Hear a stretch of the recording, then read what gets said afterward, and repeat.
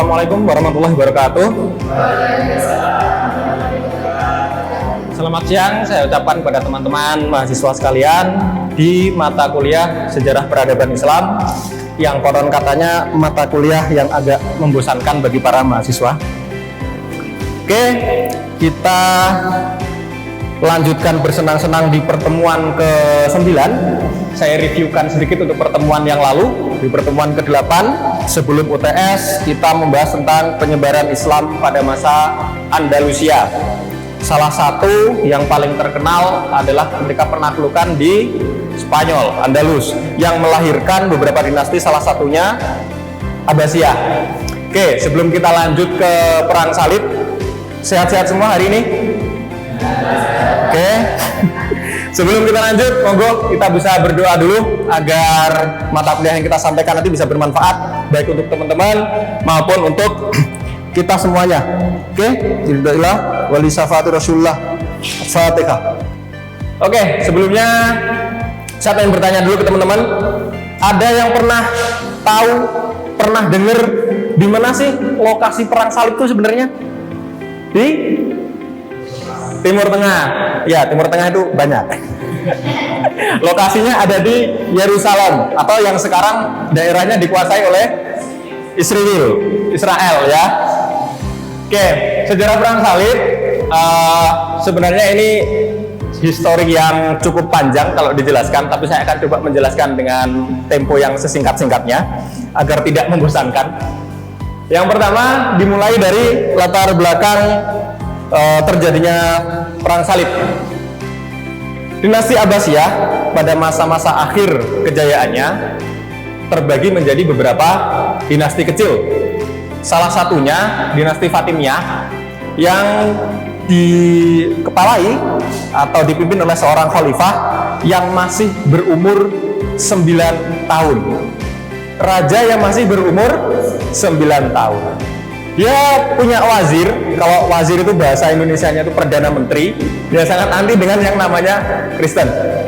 Nah, waktu itu kerajaan Kristen ada di Yerusalem. Sehingga Al-Adid waktu itu, namanya Al-Adid yang berusia 9 tahun ini, memerintahkan pasukan dinasti Fatimiyah untuk menghancurkan segala bentuk yang berbau kekristenan. Contohnya apa? Menghancurkan makam Kristus. Kira-kira apa yang terjadi yang dirasakan oleh umat Kristiani pada waktu itu? Apakah bersorak-sorai? Tentu tidak. Inilah awal mula pemicu terjadinya perang salib tahap 1. Nah, di mana dari Roma atau Vatikan menyerbu dinasti Fatimiyah dengan 200.000 pasukan, di mana kerajaan itu dipimpin oleh anak yang masih berusia 9 tahun. Lalu muncullah tokoh diplomatik terkenal yaitu Salahuddin Al-Ayyubi dari dinasti Saljuk. Beliau wazir dari dinasti Saljuk. Rajanya namanya Nuruddin Zangki.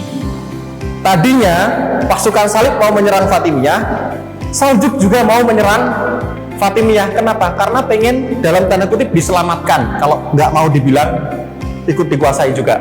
Digabungkan jadi satu agar bisa menahan serangan dari pasukan salib. Kenyataannya sebelum diserang, Salahuddin Al-Ayyubi datang terlebih dahulu untuk memakzulkan atau menurunkan dengan cara paksa.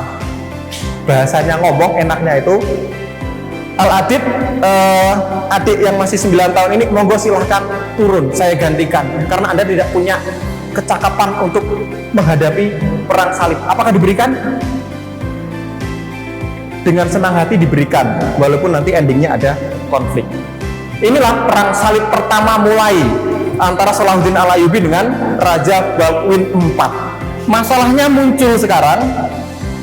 Nah, ketika kondisi politik dunia Islam pada waktu itu juga nggak baik-baik aja. Antar dinasti nggak ada tuh ternyata yang saling berkoordinasi, saling tolong-menolong, saling kerjasama untuk mempertahankan diri dari serangan pasukan salib. Semuanya berlomba-lomba untuk menunjukkan dinasti mereka lah yang paling kuat. Ternyata amblas semuanya. Akhirnya terjadi kesepakatan bahwasanya disatukan dalam bendera Damaskus karena pendirinya adalah Salahuddin Al-Ayyubi, maka nama dinastinya berubah menjadi dinasti Ayyubiyah. Misinya jelas, Salahuddin Al-Ayyubi ingin menaklukkan kota suci Yerusalem. Masalahnya adalah Raja Yerusalem itu bukan raja yang semena-mena. Balbun IV itu raja putra dari Raja Al-Malik yang terkenal baik hati. Baik hatinya contohnya apa? Yahudi, Islam, Kristen dibebaskan masuk ke Yerusalem untuk berdagang, untuk ke Masjidil Aqsa, untuk ke tembok ratapan, silahkan bebas. Kalau sampai ada warganya sendiri atau orang Nasrani yang berani mengganggu peziarah, hukumannya mati. Kalau Anda ingin menguasai daerah yang dimana di situ ada Masjidil Aqsa dan penguasanya adil, apa yang bisa dilakukan? Nah, pusing tuh Salahuddin Al-Ayyubi. Cari cara untuk gimana caranya bisa masuk. Akhirnya ketemu cara diplomasi. Apakah berhasil untuk saling dalam tanda kutip menguasai kota suci Yerusalem? Bisa bertahan tapi tidak lama. Karena apa? Nah, ini salah satu strategi yang tadi disampaikan, diplomasi. Nah, akhirnya ada salah satu dari adik iparnya Balbun IV yang sangat membenci kaum muslimin.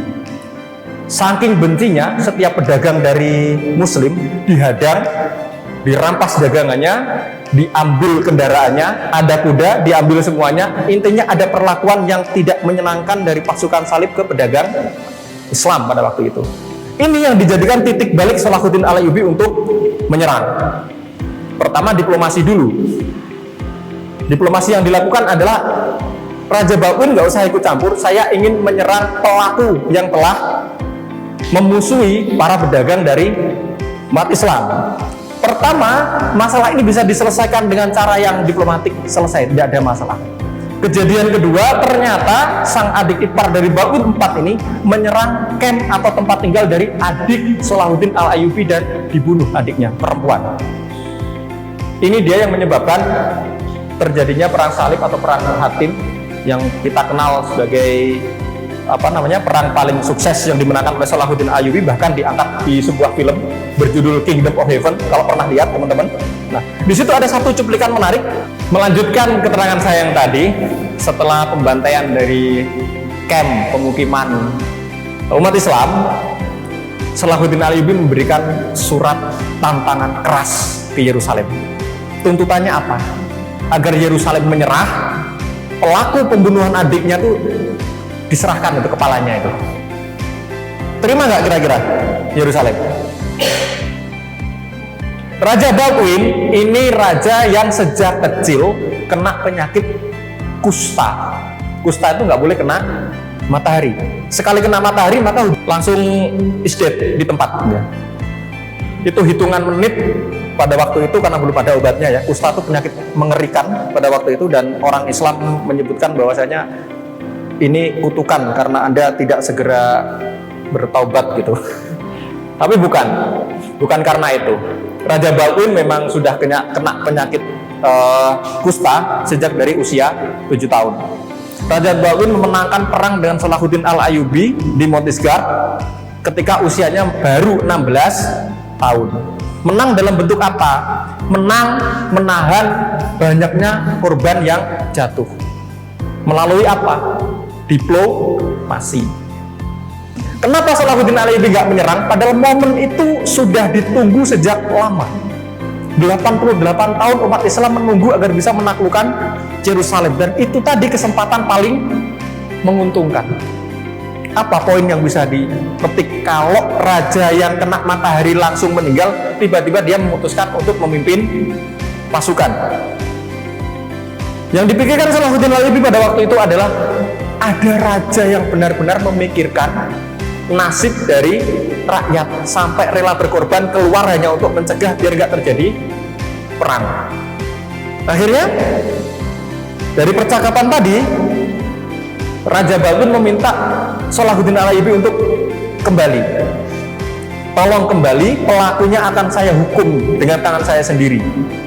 Kita sama-sama balik atau kita semua mati di sini. Raja Balbun usianya berapa?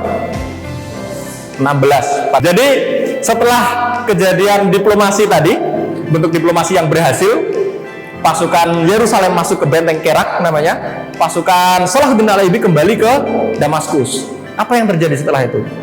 Raja Batwin benar-benar meninggal. Siapa yang melanjutkan takhta? Mau nggak mau, suka tidak suka, adalah adik ipar dari Batwin IV, suami dari adiknya. Apa yang terjadi setelah diangkat? Saya nggak suka nih sama Salahuddin Al-Ayyubi ini. Mosok Yerusalem dikepung 200.000 dari segala arah. Habisi, berangkat.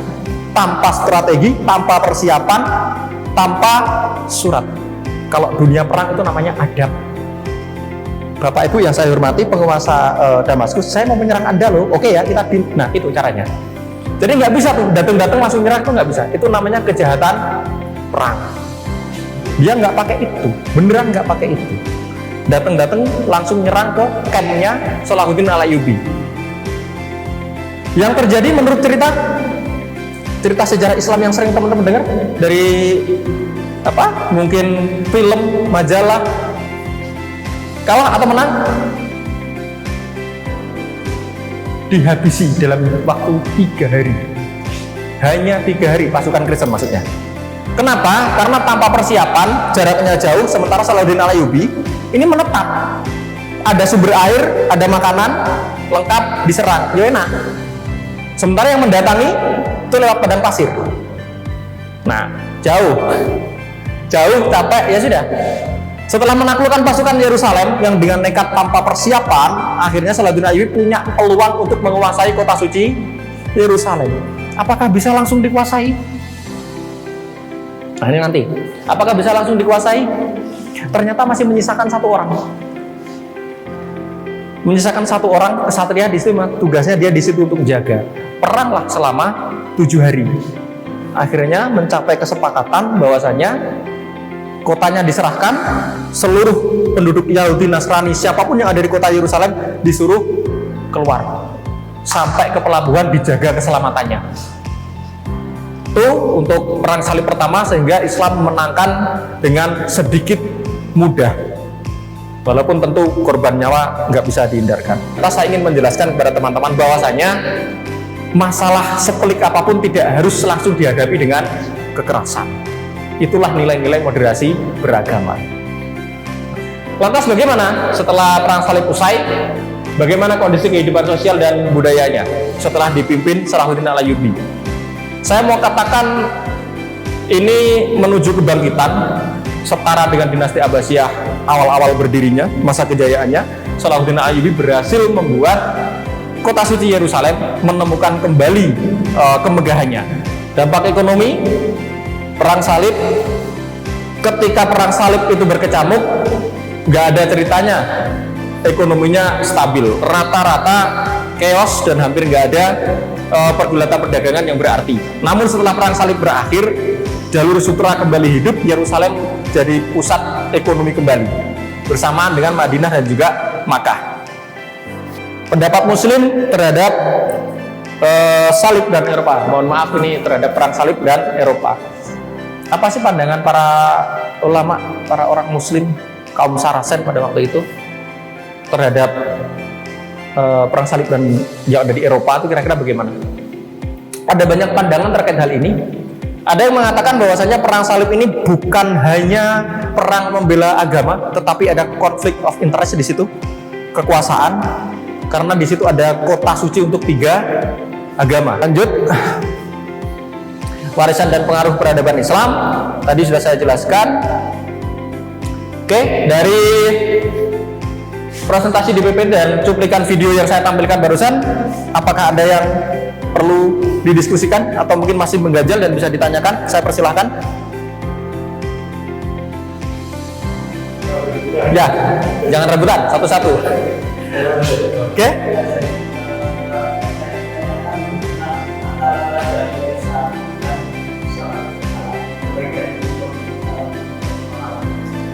Hubungan kedua raja ya berarti ya. Oke. Dikisahkan di cuplikan film di atas, The Kingdom of Heaven, dan beberapa buku tentang perang salib yang pernah saya pelajari.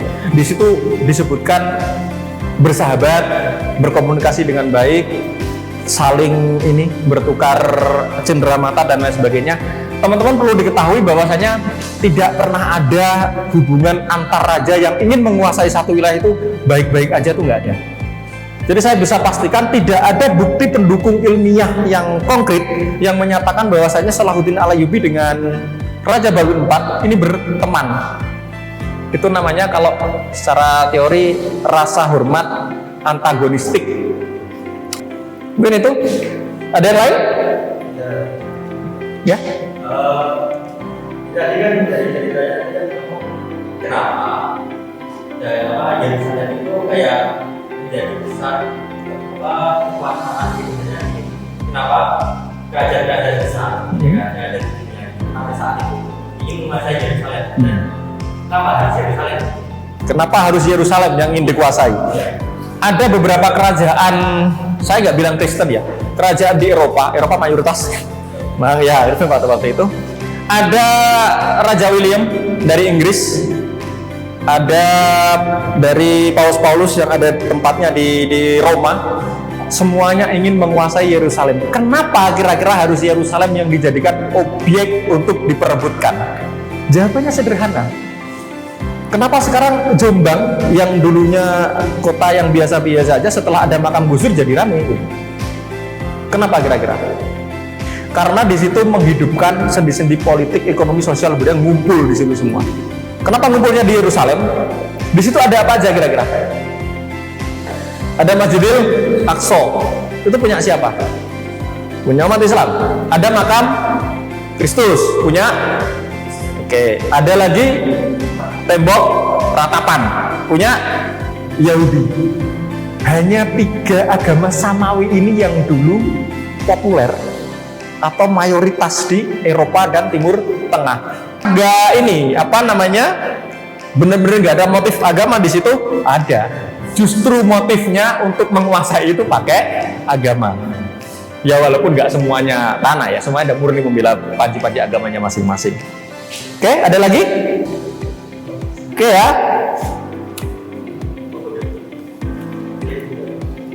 Oke, untuk pertemuan ke-9 tentang perang salib, sebagaimana materi yang telah saya sampaikan, nanti di akhir pertemuan ini silahkan teman-teman membuat laporan portofolio. Tidak usah tebel-tebel, cukup 5-6 halaman. Dibuat ringkasan materinya sepemahaman teman-teman sendiri. Tidak ada kriteria khusus. Yang ingin saya tahu dari pemahaman teman-teman terkait materi ini adalah tentang pendapat real dari teman-teman sendiri. Menurut pendapat saya, dari video yang saya lihat, dari materi yang saya dapatkan, dari referensi yang saya baca, perang salib, keberadaban Islam pada masa perang salib begini. Siap ya? Oke. Kalau sudah tidak ada pertanyaan lagi, kuliah kita akhiri. Bersama-sama kita ucapkan Alhamdulillah. Oke, sekian dari saya untuk pertemuan hari ini. Ihdinas siratal mustaqim. Assalamualaikum warahmatullahi wabarakatuh.